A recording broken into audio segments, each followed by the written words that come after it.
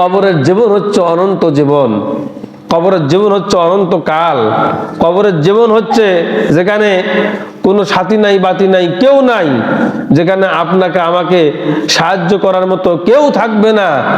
দুনিয়ায় বিপদে পড়লে আপনজন এগিয়ে যায়, আপনজন উদ্ধার করে, দুনিয়ায় মুসিবতে পড়লে মানুষ মানুষকে সাহায্য করে, কিন্তু কবরের জীবন এমন একটি জীবন যেখানে আপনার আমার সাহায্যকারী কেউ কি থাকবে না। আপনার আমার সাহায্যকারী শুধুমাত্র কেবলমাত্র একমাত্র হবেন আল্লাহ। কি হবেন জোরে বলুন? আল্লাহ হবেন। তাহলে যেহেতু আল্লাহ আপনার আমার সাহায্যকারী হবেন, তাহলে সেই আল্লাহর দাসত্ব, সেই আল্লাহর গোলামি, সেই আল্লাহর ইবাদত জোরে বলুন তো করার দরকার আছে না নাই? আমরা শুধু ইবাদত মনে করি, শুধু নামাজটাই ইবাদত আমরা হলো মনে করি, কিন্তু এই নামাজটাও আমরা সঠিকভাবে অনেকেই আমরা আদায় করতে কি চাই না। লক্ষ্য করুন তাহলে যে আল্লাহ পাক সুবহানাহু ওয়া তাআলা আপনাকে আমাকে সুন্দর করে এই পৃথিবীর বুকে বানিয়েছেন, খুব উৎকৃষ্ট করে বানিয়েছেন, খুব সুন্দর করে খুব যত্ন করে হলো বানিয়েছেন।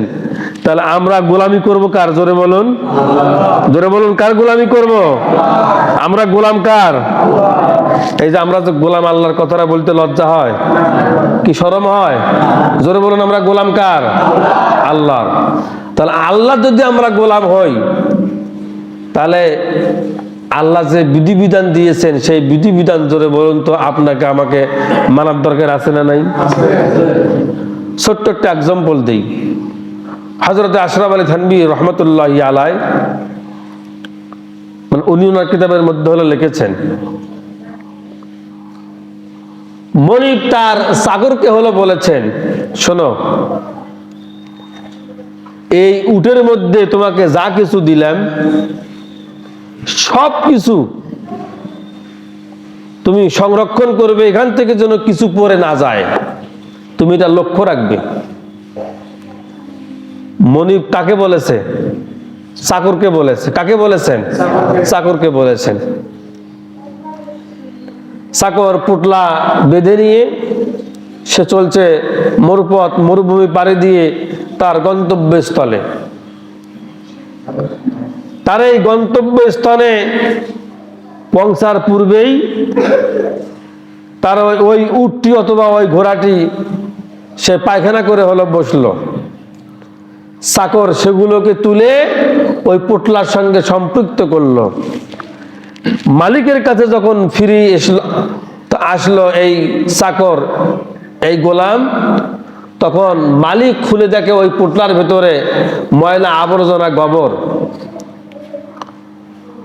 মালিক ক্রোধে রাগে অগ্নিশর্মা হয়ে চাকরকে বলছেন, এই চাকর আসো আমার সামনে। সামনে গিয়েছে, বলছে, মহারাজ কি বলতে চান বলুন। বলে, আমার এই পুটলার ভেতরে, এই পবিত্র পুটলার ভেতরে অপবিত্র গোবর তুমি রেখেছো কেন? কারণ কি? বলেছে, মালিক আপনি তো আমাকে বলেছিলেন যে আমার এই পোটলা থেকে, আমার এই আসবাবপত্র থেকে, এখান থেকে যেন যদি কোনো কিছু পড়ে যায় আমি যেন তা খুব সংরক্ষণে এবং যেন খুব যত্ন করে হলো রাখি। সেই কারণেই আমি আমার এই চলার পথে যখন এই ঘোড়া, এই উট যখন সে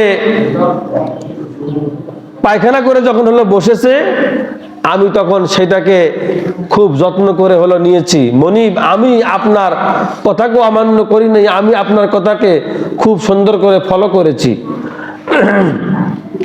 চাকর যখন মনিবকে এইভাবে যখন বুঝিয়ে যখন বললেন, মনিব তখন মহা খুশি। আল্লাহু আকবার জোরে বলুন। মনিব তখন কি? মহা খুশি। বলে, না, তুমি আমার আনুগত্য করতে পারবে, তুমি আমার আনুগত্য বুঝেছো, তুমি আমার আনুগত্য করবে জন্যই আমি খুব তোমার উপরে হলো খুশি। তাহলে মনিবের একটি হুকুম মানার কারণে চাকর যদি মনিবের কাছে যদি প্রিয় হয়ে যায়, তাহলে আমরা আল্লাহর হুকুম যদি সঠিকভাবে যদি পালন যদি হলো করি, তাহলে আমরা আল্লাহর প্রিয় হব না? হব না? জোরে বলুন, হব না? হব না? এবার লক্ষ্য করুন, তাহলে যেহেতু আল্লাহ পাক সুবহানাহু ওয়া তাআলা আপনাকে আমাকে আদর করে মহব্বত করে এই পৃথিবীর বুকে প্রেরণ করেছেন, আমাদের দাবি দেওয়া হচ্ছে তার ইবাদত করা। জোরে বলুন, কি করা? আল্লাহ রাব্বুল আলামিন কুরআনুল কারীমের ভেতরে ডেকে ডেকে বলেন, মা খালাকতুল জিন্না ওয়াল ইনসা ইল্লা লিয়াবুদুন। আল্লাহু আকবার। আগামীকাল বলেন জোরে কোন। বান্দা, তোমাকে প্রেরণার উদ্দেশ্য হচ্ছে শুধুমাত্র কেবলমাত্র আমার দাসত্ব করা, আমার গোলামি করা।